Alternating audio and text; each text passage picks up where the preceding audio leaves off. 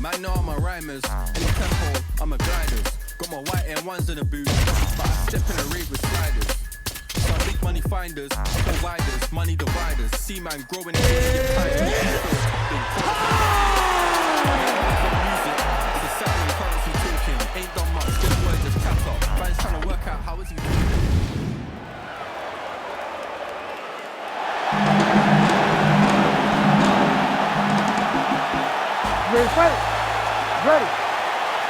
Et c'est parti, le titre des middleweight est en jeu. Le crochet, superbe coup de pied à la tête. Et encore un. Premier round, et regardez, son allonge lui offre un vrai avantage. Avec une telle différence de taille, c'est normal. On va voir s'il arrive à rester maître de la distance dans ce combat. En tout cas, il va pouvoir se régaler avec son jab. Gastelum à la lèvre en sang. Joli crochet au corps. Les coups de pied continuent à trouver leur marque.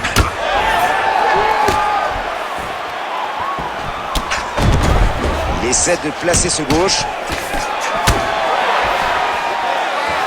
Blocage en puissance. Ce coup de pied l'a presque mis KO.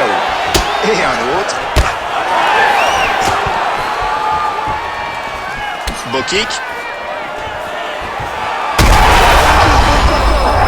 De ce round. Ah, si son adversaire ne relève pas, c'est beau lui offrir un KO. Genou au corps. Kelvin Gastelum qui nous sort une gauche complètement folle. C'est comme s'il avait voulu transpercer son adversaire. Bon, il l'a bien sonné, mais malheureusement pas assez pour finir le combat. Ouais, c'est le genre d'occasion qu'il ne faut pas laisser passer. Et on repart sur un clinch. Grosse débauche d'énergie à venir. Oui, et vous devez en plus essayer d'imposer un défi physique à votre adversaire. Ah, le takedown, ça passe enfin. Je pense que ça va le libérer pour la suite. Mais ça a été compliqué. Oh, superbe coup par Gastelum. Le combat va continuer debout. Et il percute. Il bloque parfaitement ce puissant coup de pied. Violent coup de genou encore.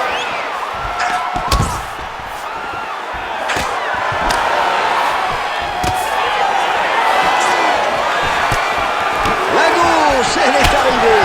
Bien arrivé même. Gastelum vient de se faire ouvrir juste au-dessus de l'œil. La frappe est neutralisée. Le kick, oui, ça touche. Quelle fluidité dans son geste. Coup de pied circulaire en plein visage. Raté ce coup au corps. Encore 20 secondes. Un peu de corps à corps cette fois. Il utilise sa main pour bloquer son adversaire dans un single collar tie et limiter sa défense. Allez, fin du premier round. C'est la fin du round et Gastelum a reçu un... On revoit la frappe qui a envoyé son adversaire au sol.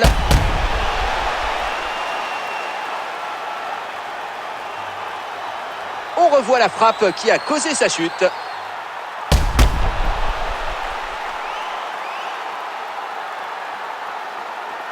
Et revoyons la frappe qui a entraîné sa chute.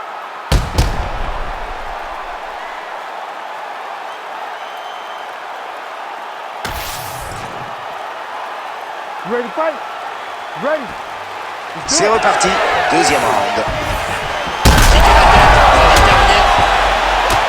Quelle énergie, il donne tout pour tenter d'en finir. Même en position basse, il continue d'attaquer avec des frappes. Tente un ground and pound agressif.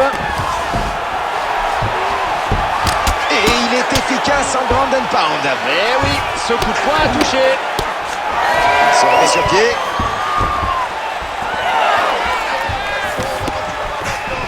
Il le touche avec cette frappe. Gastelum, dont le mauvais droit est touché. Il ne rigole pas avec ses blocages.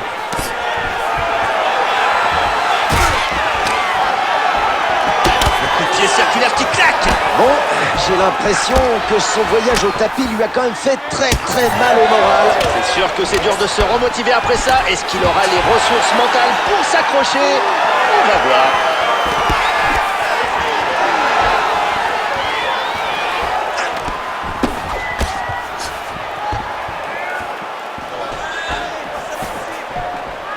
Un peu plus de 61 frappes réussies pour Jared Cannonier et 46% de précision face à Elvin Gastelum. Ces frappes sont brutales en ground and pound. Ah, il s'est bien dégagé sur cette frappe. Et oui, et il a repris une meilleure position défensive.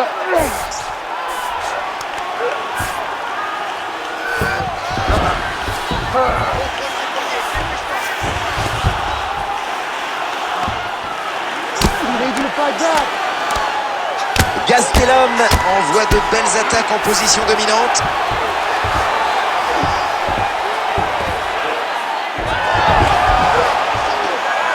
Balayage très bien exécuté. À peine au sol et déjà debout. Oh, bien bloqué. Alors, est-ce que ce mollet pourrait devenir un problème? Si ça l'empêche de bien bouger, oui, c'est évident. Ce coup lui a coupé le souffle. Trop coupé à la tête. On n'est pas loin de la fin. Il reste moins d'une minute dans ce deuxième round. Il le maintient en garde fermée. On veut éviter le combat au sol, on dirait.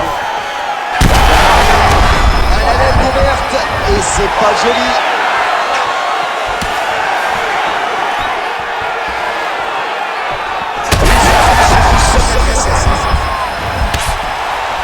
Et c'est à côté, dommage.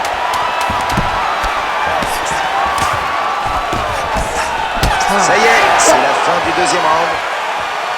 Le round touche à sa fin et Cannonier a pris un coup qui lui a ouvert la lèvre. Revoyons quelques belles actions de ce round. Je vous laisse revoir ce ralenti. Round 3, c'est reparti. Voilà, fin du round. Les deux auront été scellés. Quel show! Ah ça, on ne va pas se plaindre. Ça tape. Et ça tape fort des deux côtés. C'est terminé. Son adversaire n'a même pas dû se rendre compte que le combat était fini. Quelle frappe! Revoyons comment le combat a pris fin.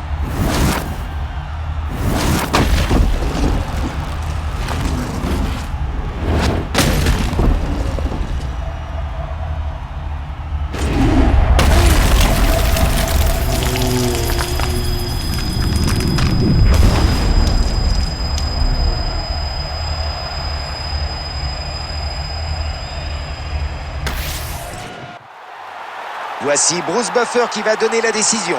Ladies and gentlemen, referee Herb Deans called a stop to this contest at 17 seconds of round number 3, declaring the winner by knockout and still the undisputed UFC middleweight champion of the world, Jared the Killer Gorilla Cannonier. Et il conserve son titre de champion light heavyweight de l'UFC.